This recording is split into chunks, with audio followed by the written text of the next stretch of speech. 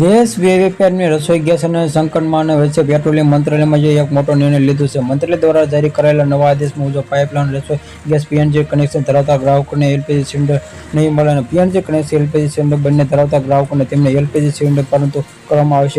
આવશે રહેશે અને આ સંદર્ભે રસોઈ ગેસ ડિલિવરીમાં સૂચના જારી કરવામાં આવી છે કે પીએનજી કનેક્શન ધરાવતા ગ્રાહકોને સિલિન્ડર ન આપવાનું કહેવામાં આવ્યું છે કે આ કારણે નિર્ણય લેવામાં આવ્યો છે. હકીકત દેશભરમાં ઘણા શહેરોમાં પીએનજી ગેસ રાંધણ ગેસમાં પાઇપલાઇન દ્વારા સપ્લાય કરવામાં આવેલા જેમાંથી વપરાયેલા પીએનજી કનેક્શન અને એલપીજી કનેક્શનમાં સિલિન્ડર બનશે અને જેમાંથી આવેલા ઘરેલું વપરાશમાં લાંબી લાઈનો ગેસનો સંગ્રહ આપેલા આ કડક કાર્યવાહી કરવામાં આવશે. સરકારનો દાવો કર્યો કે એલપીજી સિલિન્ડરની કોઈ પણ અછત નથી અને ઉપલબ્ધ ડેટા અનુસાર દેશભરમાં અંદાજે 6 મિલિયનથી ઘરોમાં એલપીજી કનેક્શન કનેક્ટિવિટી અને અગાઉના પેટ્રોલિયમ મંત્રાલયમાં જણાવ્યું કે એલપીજી બુકિંગ નોંધપાત્ર વધારવા માટે મુખ્યત્વે ગભરાટ કારણે પશ્ચિમ એશિયાના યુદ્ધો થયેલા જેમાંથી પહેલા સરેરાશ બુકિંગ 5.57 મિલિયન હતું જે આ 7.57 મિલિયન થઈ ગયું છે જેમાંથી એલપીએનજીને વિનંતી કરી કારણ કે એલપીજીના દબાણમાં થોડું ઓછું થતા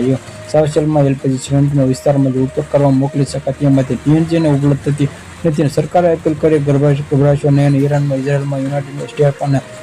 યુદ્ધ વચ્ચે રસોઈ ગેસ પુરવઠો અસર કરે છે. ઘણા રાજ્યોમાં એલપીજી સિલિન્ડર